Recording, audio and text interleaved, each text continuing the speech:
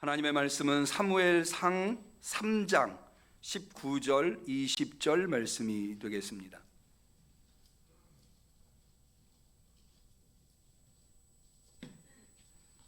구약성경 414페이지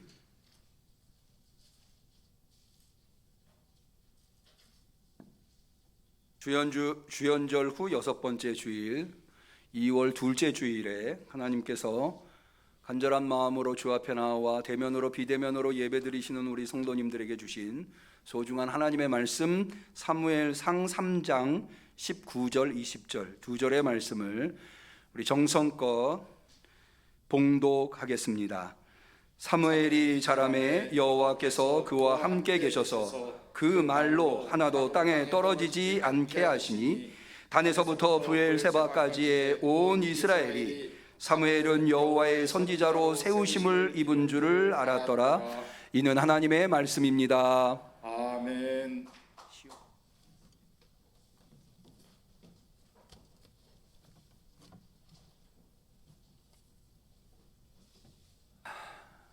지난 한 주간도 하나님이 맡겨주신 사명의 자리에서 최선을 다해서 하나님의 뜻을 이루어 드리시다가 오늘 하나님을 사랑하는 마음으로 주 앞에 나와서 예배드리시는 우리 성도님들, 대면으로 비대면으로 예배드리시는 그 자리가 하나님께서 직접 찾아오셔서 위로해 주시고 새 힘과 새 능력 주시는, 그래서 또다시 힘을 내어서 하나님의 맡겨주신 사명을 잘 감당할 수 있게 하시는 하나님의 은혜가 풍성하게 공급될 수 있기를 주님의 이름으로 간절히 축원합니다.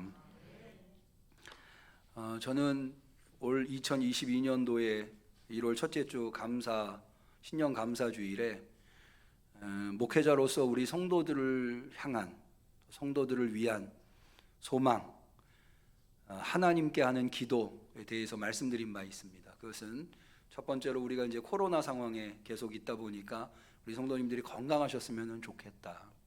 두 번째는 우리가 이제 신앙인이니까 육신이 건강한 것도 중요하지만 신앙이 건강하고 특별히 신앙이 자라나야 되겠습니다. 신앙이 자라날 수 있고 성숙한 한 해가 되었으면 좋겠다. 세 번째는 그러기 위해서는 가정이 대단히 소중하더라고요. 가정이 화목하고 복된 가정이 되었으면 좋겠다. 네 번째로는 가정이 화목하기 위해서는 또 생업이 잘 돼야 되겠기에 생업이 잘 됐으면 좋겠다. 요 네 가지. 그런데 이 네 가지가 우리 응암교회를 통해서 하나님께서 그런 복들을 우리 성도님들에게 주시면은 좋겠다라고 하는 소망이 있었습니다. 올 한해 그런 모든 제가 간구하는 거지만 여러분들을 위한 하나님의 은혜가 꼭 이루어질 수 있기를 축원합니다. 그래서 이것이 너무나 소중해서 한 번 1월 첫째 주에 설교하는 것으로 그치지 아니하고 말씀을 통해서 우리가 어떻게 교회를 통해서 건강하게 될 것인가, 가정이 화목하고 또 생업이 잘 될 것인가, 이런 것들에 대해서 기회가 되는 대로 말씀을 나눈다고 약속을 드렸고 몇 주 전에 건강에 대한 말씀을 나누어 본 적이 있습니다. 오늘은 신앙과 가정에 대한 말씀을 좀 나누려고 하는데요. 신앙은 두말할 것 없이 소중하죠. 우리 그리스도인들에게 신앙보다 더 소중한 것이 있을까? 꼽을 수 있는 것이 없을 정도로 가장 소중한 것이 신앙이라고 할 수 있지만, 그러나 가정도 대단히 소중하다고 하는 거죠.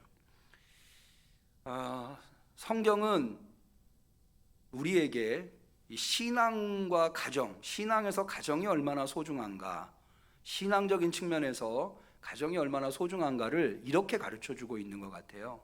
그래서 뭐냐 하면 하나님께서 직접 만드신 공동체가, 이 땅에 있는 하나님이 직접 만드신 공동체가 두 개가 있는데, 첫 번째는 예수님께서 십자가에 죽으시고 부활하심으로 말미암아 예수님의 몸으로 만드신 교회 공동체, 이 교회 공동체가 하나님께서 직접 만드신 공동체이죠. 그런데 이것뿐만 아니라 어떻게 보면 이 교회 공동체보다 훨씬 더 이전에 하나님께서 직접 만드신 공동체, 이 땅의 공동체가 있는데 그것은 바로 가정이라고 하는 것. 창세기를 보면 알 수 있죠. 하나님께서 아담과 하와를 지으시고 짝 지어주셨다. 그래서요, 사람이 나눌 수 없는 공동체가 두 개입니다.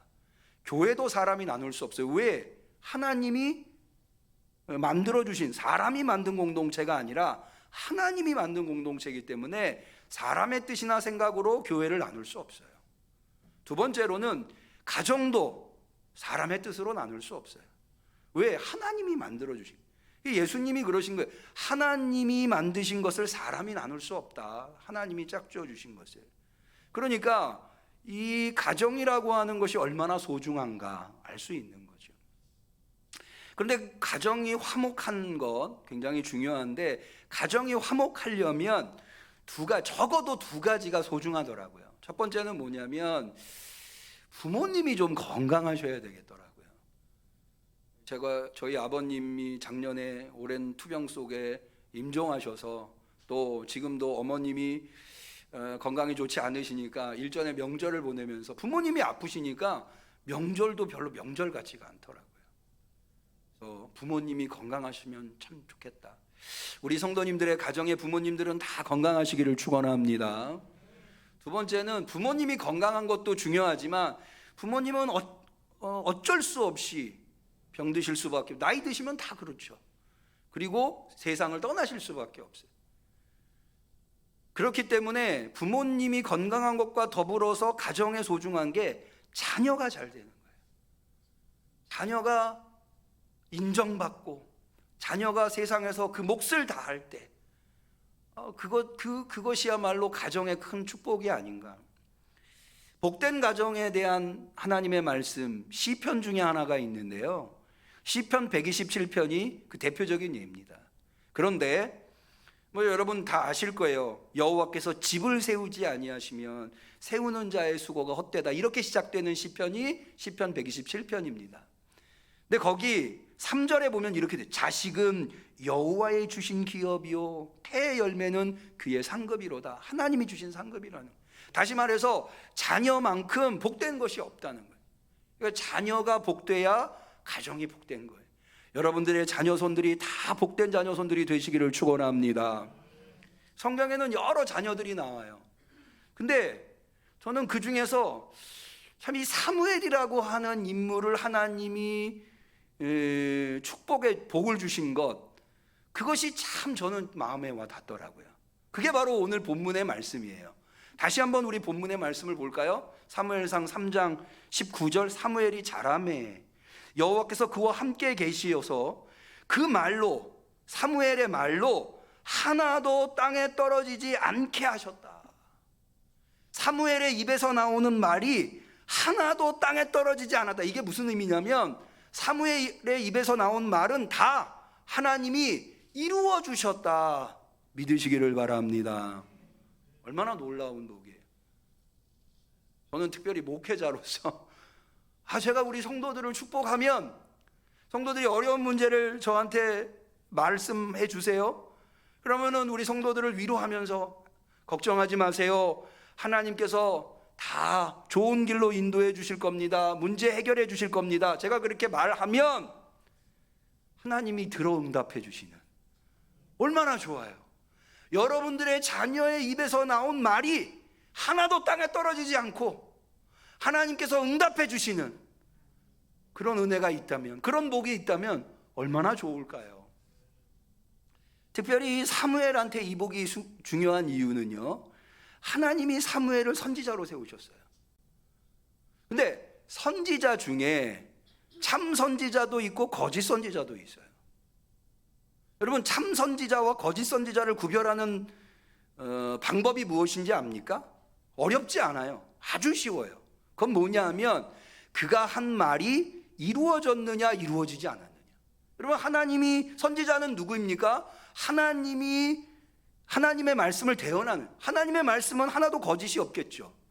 그러니까 하나님이 그의 입을 통해서 주신 말씀은 다 이루시겠죠. 그러니까 이루어지면, 그의 예언이 이루어지면 참 선지자고 이루어지지 않으면 거짓 선지자인 거죠. 여러분, 희한한, 어떻게 보면 생각해 볼 지점이 뭐냐 하면, 여러분, 우리 구약에 선지서가 모두 16권이 있어요. 대선지서 4권과 소선지서 12권이 있죠. 그런데 그 대부분은 사실은 좀 우리가 듣기에 불편한 말씀들이에요. 뭐냐면 주로 망한다는 이야기예요. 너희들 북이스라엘 망한다. 호세야, 아모스 다 그렇게 얘기했죠. 이사야, 예레미야 다 너희 남유다 망한다. 여러분은 하나님한테 망한다는 소리를 듣고 싶으세요? 흥한다는 소리를 듣고 싶으세요? 뭐 두말할 것 없죠. 흥하고 잘 될 거라는 소리를 듣고 싶죠. 누구라도 다 마찬가지죠. 그런데 왜 이스라엘의 신앙의 스승들은 하나님의 말씀이라고 선지서를 성경에 포함시켰는데 주로 듣기 불편한 망한다 이런 예언을 한 선지자들의 말씀만 수록한 걸까요? 그런 말씀들밖에는 선지자들이 하지 않았는가? 아니에요. 훨씬 더 많은 선지자들이 이스라엘은 안 망한다, 유다는 안 망한다, 결국에는 하나님이 적들을 물리쳐 주실 것이다, 그런 예언들을 했어요. 그런데 그런 예언들은 다 낙오되고 망한다는 말씀만 채택이 된 거예요. 하나님의 말씀으로. 왜 그래요? 실제로 망했으니까. 북이스라엘이 망했고 남유다가 망했잖아요. 바벨론의 포로로 끌려갔죠. 그러니까 흥한다고 하는 선지서를 넣을 수가 없는 거예요. 왜? 그것이 참 예언이 아닌데 어떻게 그걸 하나님의 말씀으로 넣습니까? 그러니까 참 선지자, 거짓 선지자 구별은 뭐예요? 그의 말이 이루어지느냐 이루어지지 않느냐. 그런데 하나님이 사무엘은 어떻게 했대요? 그의 입에서 나오는 말이 하나도 땅에 떨어지지 않고 다 이루어지게 했다는 거예요. 그러니까 여러분, 사무엘은요 제사장 가문의 자손이 아니에요. 선지자 가문의 자손이 아니에요. 당대에는 선지자 가문의 자손이 선지자가 되는 경우가 많았어요. 사무엘은 그냥 일반 가정의 자손이었어요. 그런데도 자, 하나님이 그렇게 해주시니까 20절 한번 볼까요? 단에서부터 부엘세바까지. 단은 북쪽 끝이고 부엘세바는 남쪽 끝이에요.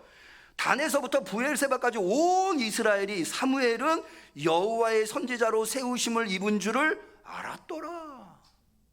누구도 이것을 부정할 수 없는 거예요. 왜? 사무엘이 말만 하면 그 일이 이루어지는데. 대단한 거죠. 저는 저와 저희 자녀들이 이런 복을 좀 받았으면 좋겠어요. 하나님이 세우시니까 누구도 그 자리를 거부할 수 없는 거예요. 부정할 수 없는 거예요. 여러분들의 자녀들이 무슨 일을 하는지 제가 알 수 없지만 여러분들의 자녀들이 어디에서 무슨 직함을 가지고 무슨 일을 하든지 하나님이 여러분들의 자녀들을 세워주시기를 축원합니다. 누구도 부정할 수 없는 거죠. 여러분, 사무엘이 얼마나 대단한 선지자인 줄 아세요? 사무엘이 엄청난 선지자라고 하는 것은 이 오늘 우리가 읽은 사무엘상 3장 19절 20절에도 나오지만 여러분, 이스라엘의 가장 중요한 의미를 가지고 있는 두 왕이 있어요. 누구냐면 사울 왕이라고 하는 왕과 다윗 왕이라고 하는 왕이에요. 왜 이 두 왕이 중요한 의미를 가지고 있냐면 사울 왕은 누구예요? 이스라엘의 초대 왕이에요. 우리식으로 얘기하면 태조예요. 여러분, 태조는 아무나 됩니까? 나라는 아무나 세워요? 아니죠. 우리가 사울의 말로를 알고 있기 때문에 사울을 부정한 왕으로 보지만 사울이 왕으로 세울 때만 해도 그러지 않았어요. 사울이요 얼마나 외모가 출중했는가. 누가 봐도 왕 같은 외모를 가지고 있었어요. 다른 사람보다 머리가 하나 더 있을 정도로 사울이 베냐민 지파는 이스라엘 12지파 중에 가장 작은 지파예요. 근데 베냐민 지파의 사울이 왕으로 세워질 정도로 사울은 특출난 사람이었어요. 능력 있는 사람이었어요. 그런데 그 초대 왕 태조, 그를 하나님이 누구를 통해서 사울을 기름 부어 세워요? 사무엘을 통해서. 사무엘이 사울에게 기름 부었잖아요. 이스라엘에 수많은 왕들이 있어요. 그런데 그 왕들 중에 그레이트, 한문으로 대자를 붙일 수 있는 왕은 딱 한 명밖에 없어요. 그게 누구예요? 다윗 왕이에요. 그레이트 킹이라고. 그런데 그 다윗 왕도 누구 손에서 왕이 됐어요? 사무엘 손에서 왕이 됐어요.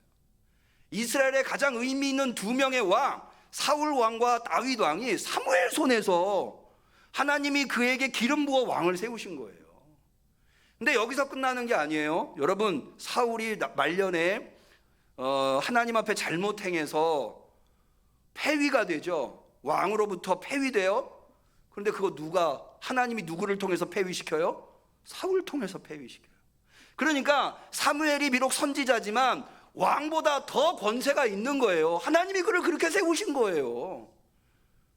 왕보다 더 왕을 세우기도 하고 왕을 폐위시키기도 한 게 사무엘이에요. 얼마나 대단한 인물이에요. 근데 사실 그의 가정을 보면 아까도 말씀드린 대로 그의 가정은 너무나 평범해요. 제사장 가문 아니에요.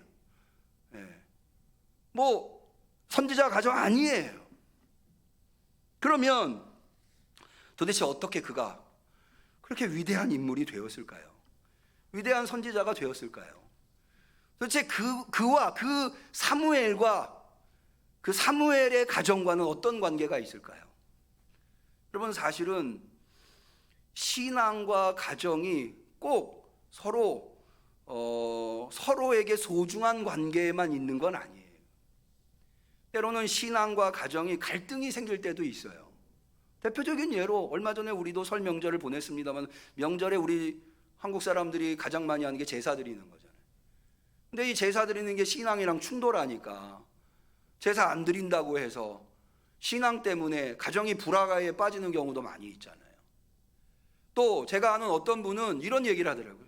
우리 아빠가 너무 교회에만 빠져가지고 가정을 돌보지 않아서 나는 신앙인들을 그렇게 긍정적으로 보지 않는다, 이렇게 얘기하는 분의 이야기도 제가 들은 적이 있어요. 또 교회에서는 어떻게 가르쳐요? 교회에서는 가정, 특별히 자식이 우상이 돼서는 안 된다, 이렇게 가르치잖아요. 그래서 가정보다는 신앙 중심으로 살아야 된다, 이렇게 신앙과 가정이 서로 갈등을 일으킬 때가 있단 말이죠. 어떻게 여러분, 우리는 이 둘 다를 포기할 수 없잖아요. 둘 다 소중하잖아요. 저는 신앙 때문에 가정이 잘 되고 가정 때문에 신앙이 성장하는 갈등이 아니라 신앙과 가정이 서로 상승작용을 일으킬 수 있는 그런 우리 응암교회 성도들의 신앙과 가정이 되시기를 축원합니다. 그러려면 어떻게 해야 하는가? 도대체 사무엘은 어떤 가정에서 어떤 교육을 받고 어떤 상황에서 선지자가 되었길래 이렇게 위대한 신앙의 선지자가 되었는가? 우리가 이거 충분히 배워볼 만한, 관심을 가지고 들여다볼 만한 하나님의 말씀이라 생각이 됩니다. 사실 이 사무엘의 가정과 또 당시의 실로의 제사장인 엘리 제사장의 가정을 들여다보면 이게 훨씬 더 분명해져요. 여러분, 엘리에게도요 두 아들이 있었어요. 엘가나와 한나의 아들이 사무엘이었듯이 엘리에게도 두 아들, 홈니와 비느하스라고 하는 두 아들이 있었어요. 그런데 그들은 제사장 가문의 아들들이에요. 실로의 제사장 가문, 엘리의 제사장 가문의 아들들이에요. 그런데 성경은 그를 뭐라고 얘기하는지 아세요? 놀라워요. 우리 한번 볼까요? 거기는 사무엘상 2장 12절입니다. 사무엘상 2장 12절. 제가 한번 읽어볼게요. 엘리의 아들들은 불량자라. 저도 목사의 아들로 태어났지만 지금 제사장의 아들들이 성경에 불량자라는 거예요. 참 이런 평가를 받아서는 안 되겠어요. 그러면 왜 제사장 가문에서 태어나 아마도 자랄 때까지 신앙교육을 받았을 거예요? 그런데 불량자라고 하는가? 그 다음 구절 볼까요? 여호와를 알지 아니하더라. 여호와를 왜 모르겠습니까? 태어날 때부터 지금까지 하나님을 배웠을 테겠죠. 그런데 성경은 뭐라고 그래요? 여호와를 알지 아니하더라. 알지 못하더라가 아니에요. 알지 아니하더라. 지식적으로 배우긴 배웠는데 하나님을 인정하지 않는 거죠. 그 예가 그 다음에 나와요. 제가 시간이 없으니까 간단하게 설명을 드릴게요. 여러분, 이스라엘은 하나님 앞에 제사를 드리러 나올 때에 제물을 가지고 나오잖아요. 그 제물을 준비하여서 하나님 앞에 드리는 사람을 제주라고 해요. 제주. 그리고 그 제주가 준비해온 제물을 이렇게 처리를 해가지고 하나님 앞에 제사 드리는 사람을 제사장이라고 해요. 제사장. 그러면 이 제물을 하나님 앞에 드릴 때 하나님께 드릴 몫이 있고요. 그게 제일 먼저 드려야 돼요. 하나님 앞에 드릴 몫이 있고, 그 다음에 제사장에게 줄 몫이 있고, 그 다음에 제주가 가져가는 몫이 있어요. 그래서 제주의 식구들이 그걸 가져가서 축제를 같이 식사를 나누는 거예요. 여러분, 사실은 제사는 축제와 연관되어 있어요. 우리나라도 제사 드리고 나면 음식물 나와가지고 사실은 그 제사 드릴 때, 명절이나 기일이나 이런 제사 드릴 때 우리 예쁜들이 고기 한번 먹어봤다 이렇게 얘기를 할 정도로 제사는 그것과 관련이 있어요. 그런데 제일 먼저 이 제물을 하나님 앞에 드려야 되거든요. 그런데 엘리의 두 아들 홈니와 비느하스가요, 사환을 보내다가 뭐라고 얘기하는가 하면, 제사 드리기도 전인데 이 홈니와 비느하스가 제주한테 우리한테 먼저 달라 라고 요구를 하는 거예요. 강요를 하는 거예요. 왜 그러냐? 자, 우리 한번 사무엘상 2장 15절을 한번 볼까요? 기름을 태우기도 전에, 이 기름이라고 하는 부분이 바로 하나님 앞에 드리는 몫이에요. 기름을 태우기도 전에 제사장의 사환이 와서 제사 드리는 사람에게 이르기를 제사장에게 구워드릴 고기를 내라. 그가 내게 삶은 고기를 원치 아니하고 날 것을 원한다. 하나님한테 구워서 제사 드리지, 삶아서 제사 드리는 것, 그리고 그렇게 하고 남은 제사장의 몫을 원치 않고 날 것으로 가져가겠다. 이게 왜 그런 줄 아세요? 이 지방 비계 때문에 그래요. 여러분, 사실 고기, 오늘날 사람들은 다이어트 하신다고 지방 이런 비계 이런 거를 좀 떼고 드시려고 하는데, 여러분, 우리나라 소가요, 미국이나 호주나 뉴질랜드 산 소보다 맛있는 이유가 이거라 하더라고요. 이 뉴질랜드나 호주는 소를 방목하잖아요. 근데 우리나라는 축사해서 가두어 놓고 키우잖아요. 그러니까 어디가 더 비계가 많겠어요? 우리나라 소가.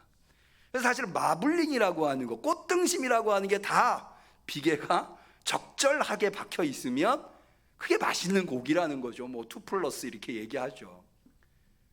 이 고기도 먹어본 사람이 안다고 엘리의 두 아들이 홈니와 비느하스가 종을 보내가지고 하나님한테 드리기도 전에 내가 맛있는 부위를 먹고 싶으니 고기 내놔라, 날 것으로 먹고 싶다, 이러는 거예요. 이게 말이나 됩니까? 그러니까 제주가 뭐라고 그런지 한번 그 다음에 볼까요? 16절, 그 사람이 이르기를, 이게 제주를 얘기해요. 반드시 먼저 기름을 태운 후에 내 마음에 원하는 대로 취하라. 이게 무슨 얘기냐면, 내가 하나님한테 제물을 드리려고 가져온 거니 일단 하나님한테 먼저 드립시다. 그리고 난 다음에는 어떤 부위든 내가 드리겠습니다.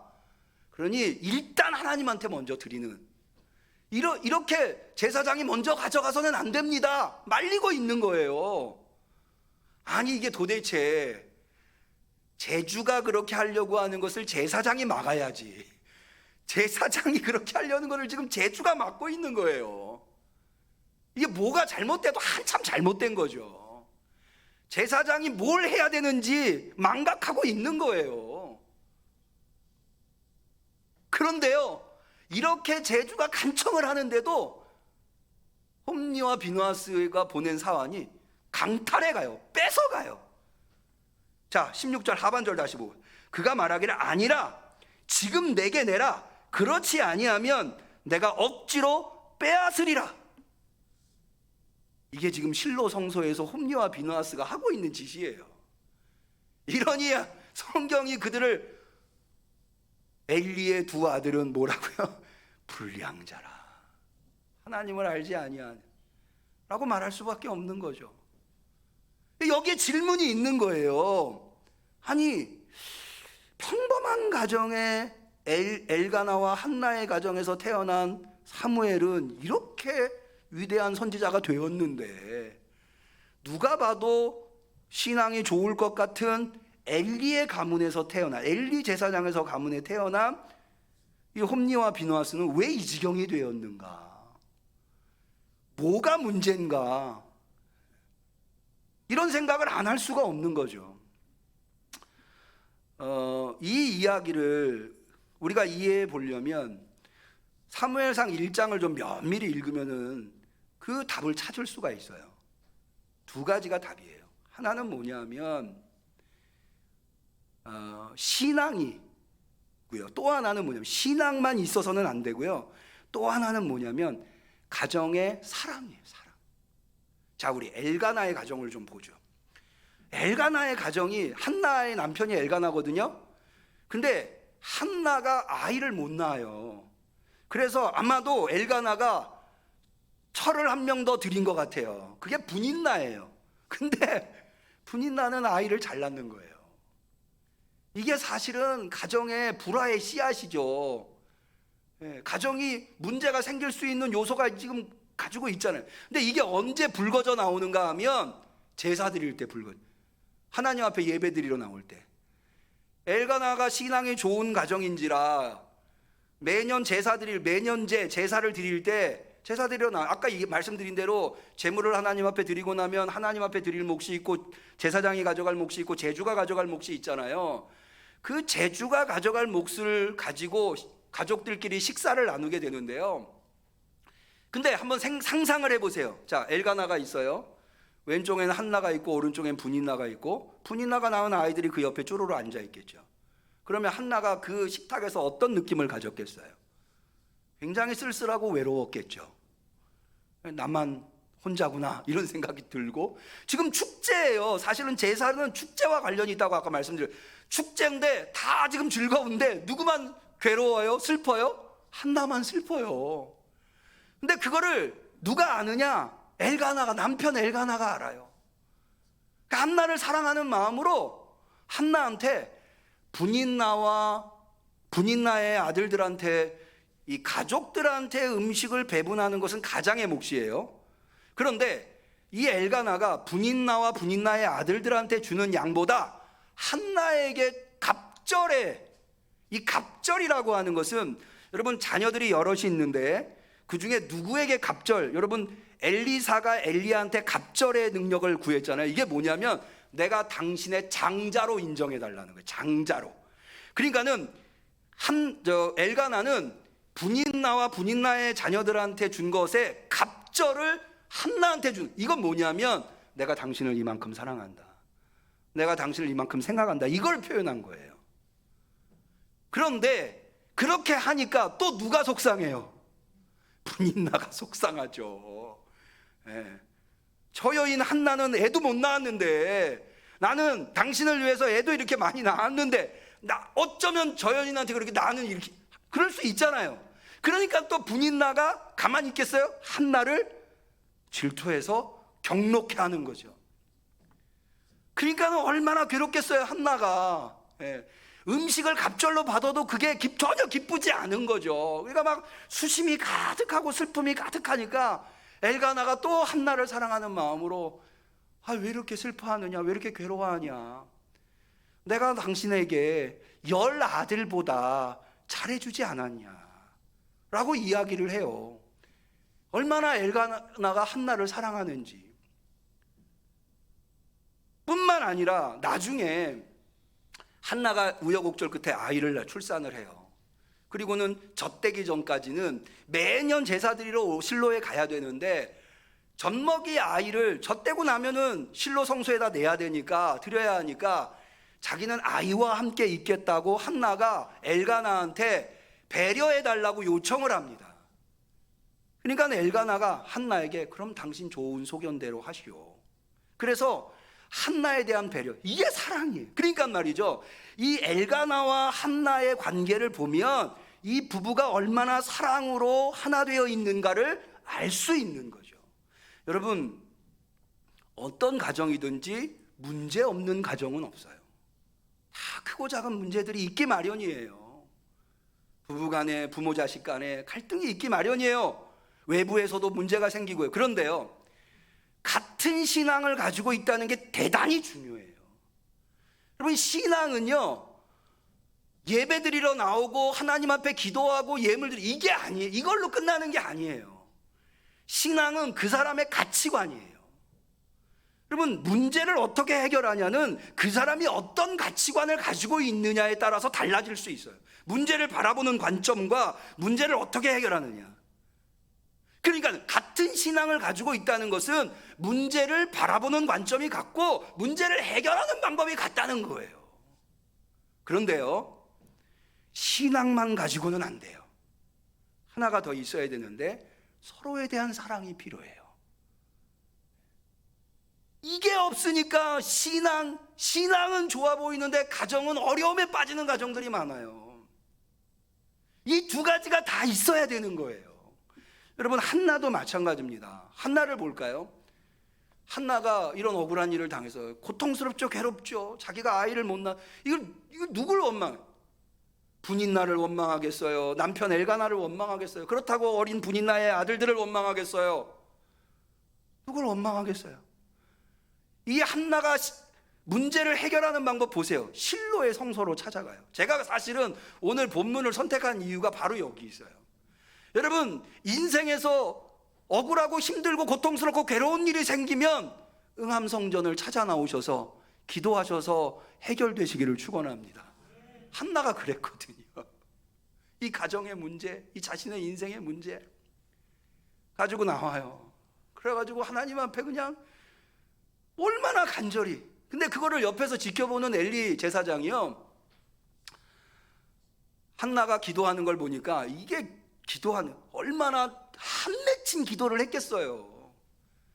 그러니까는 이게 이상하게 보이는 거예요. 웬 여자가 성전에 와가지고, 이 명절이니까 술 취해가지고 와가지고 저렇게 있구나, 이렇게 생각을 하고 이제 꾸짖는 거죠. 그랬더니 한나가 내가 사실은 술 취해서 그런 게 아니라 이만저만해서 고통스러워서 이런. 그런데 그 얘기를 듣고 엘가나가 뭐라고 하냐, 엘리가 뭐라고 하냐. 자, 사무엘상 1장 17절.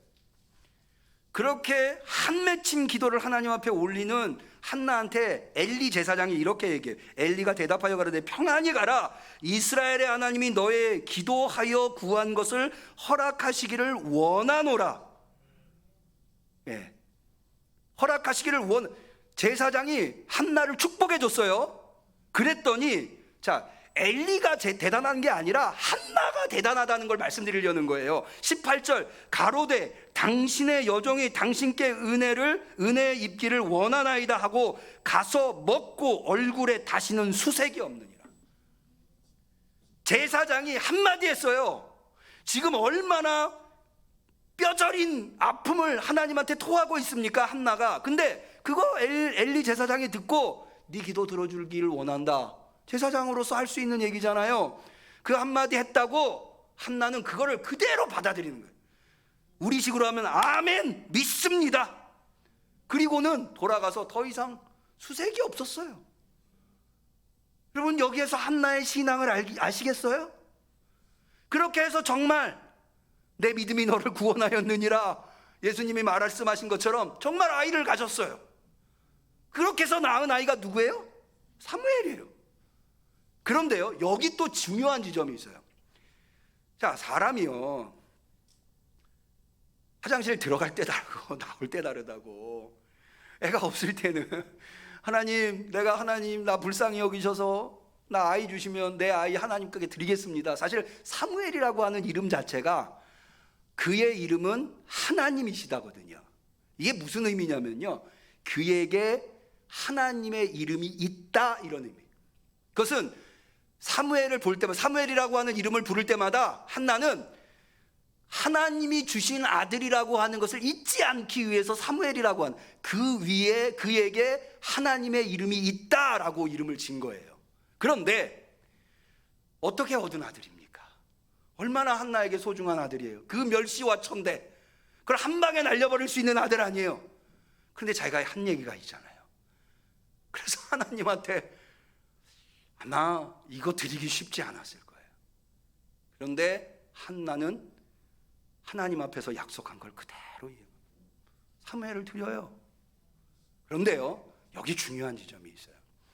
사무엘을 드리는데 바로 드리지 않고요, 젖될 때까지 내가 데리고 있다가 그 다음에 사무엘을 하나님 앞에 드리겠다. 이건 뭐냐면요, 이게 굉장히 중요한데요, 여러분, 훌륭한 선지자는 부모님의 충분한 사랑을 받아야 할 때 받아야 돼요. 신앙교육만 드립다 한다고 되는 게 아니에요. 제가 이런 말씀을 드려서 여러분들 어떻게 생각할지 모르겠지만 사랑을 받아야 돼요. 사랑을 받아야, 아이들은요 충분한 사랑을 받을 수 있을 때 그 신앙도 올바로 자리를 잡을 수 있는 거예요. 여러분, 방금 봤죠? 한나가 얼마나 대단한 신앙의 사람이란 것을. 그런데도 젖되기 전까지는 내가 품에 데리고 있겠다. 남편 엘가나가 매년 제사를 올라갈 때 한나가 같이 안 가는 거예요. 그러면서 한나가 남편한테 얘기하는 거죠. 젖되기 전까지는 내가 데리고 있겠다. 그래서 아이를 충분히 품어주고 아이를 충분히 사랑해주고. 여러분, 두 가지예요. 신앙과 사랑이에요. 이 두 가지가 가정 안에 있을 때 그 가정은 신앙으로 인해서 가정이 잘 되고 가정으로 인해서 신앙이 잘 되는 사무엘과 같은 그런 자녀손들이 나오는 거예요. 저는 성경에 이런 말씀이 있다고 하는 게 너무 놀라워요. 성경에는 무조건 하나님 중심이어야 된다, 무엇보다도 하나님 중심으로 가야 돼 라고만 말할 것 같은데 아니라는 거죠. 한나는 누구보다. 여러분, 한나가요 그렇다고 해서 젖되고 난 다음에 하나님 앞에 드렸으니 나는 이제 그 아이와 상관없다, 아니에요. 자세히 사무엘상을 읽어보면 한나는 그렇게 실로 성소에 사무엘을 드리고 그 다음에 매년 올라갈 때마다 사무엘의 옷을 지어줘요. 뭐 모든 부모가 그렇겠지만 성소에 보냈다고 해서 한순간이라도 사무엘을 한나가 잊어버렸겠습니까? 잊어버릴 수 없는 거예요. 부모로서의 사랑을, 너는 이제 하나님 앞에 드려졌으니 나랑은 아무 상관없다가 아니라 계속해서 부모의 사랑을 베풀어 주는 거예요. 그러니까 사무엘이 되는 거예요. 사무엘이 위대한 선지자가 되는 거예요. 그렇게 했더니 하나님께서 어떻게 해주세요? 자, 우리 한번 사무엘상 2장 19절부터 한번 볼까요? 그 어미가 한나를 얘기해요. 매년제를 드리러 그 남편과 함께 올라갈 때마다 작은 겉옷을 지어다가 그에게 주었다. 사무엘에게 주었다는 거예요. 옷을 지어다가 엘리가 제사장이 엘가나와 그 아내에게 축복하여 가로되 여호와여, 이 여인으로 말미암아 내게 후사를 주사 이가 여호와께 간구하여 얻어들인 아들을 대신하게 하시기를 원하노라 했더니 그들이 그 집으로 돌아가며 여호와께서 한나를 권고하사 그로 잉태하여 3 아들과 2 딸을 낳게 하셨다. 복된 가정이 된 거예요. 이게 바로 신앙과 가정의 관계예요. 여러분, 우리 응암교회 성도들 신앙도 잘 되고 가정도 잘 되고, 아니 다시요, 신앙 때문에 가정이 잘 되고 가정 때문에 신앙이 잘 되는, 신앙과 가정이 이 신앙과 사랑 안에서 하나님의 놀라운 축복을 받아 여러분들의 자손이 훌륭한, 엘리의 2 아들, 비록 제사장 가문의 아들이었지만 사무엘만 합니까? 사무엘과 비교할 수 없어요. 사무엘이라고 하는 자녀 하나 때문에 한나는 위대한 어머니가 된 거예요. 그래서 우리 교회도 한나회가 있잖아요. 각 교회마다 한나회가. 여러분의 가정이 그렇게 되시기를 축원합니다. 기도하겠습니다. 하나님 아버지, 오늘도 우리에게 말씀을 통하여서 귀한 깨달음을 허락하여 주시니 감사합니다. 엘가나와 한나의 가정이 비록 평범한 일반인의 가정이었지만, 그리고 사실은 문제가 불거져 가정이 풍비박산 날 수 있었지만 그 가정은 신앙과 사랑으로, 신앙 때문에 가정이 잘 되고 가정 때문에 신앙이 잘 되는 귀한 모범의 가정이 되었나이다. 주님, 우리 응암교회 성도들이 엘가나와 한나의 가정처럼 되게 하여 주옵소서. 신앙으로 하나 될 뿐만 아니라 서로를 뜨겁게 사랑하는 사랑으로 하나가 되어서 가정에서 발생하는, 인생에서 발생하는 모든 문제를 신앙과 사랑으로 해결해 갈 수 있는, 그래서 오히려 문제가 전화위복의 기회가 될 수 있는, 그래서 그걸 보고 자라는 그 가정의 자녀들이 사무엘과 같이 위대한 삶을 살 수 있는 우리 성도들의 가정이 되게 하여 주시옵소서. 예수님의 이름으로 기도 올리옵나이다. 아멘. 아멘.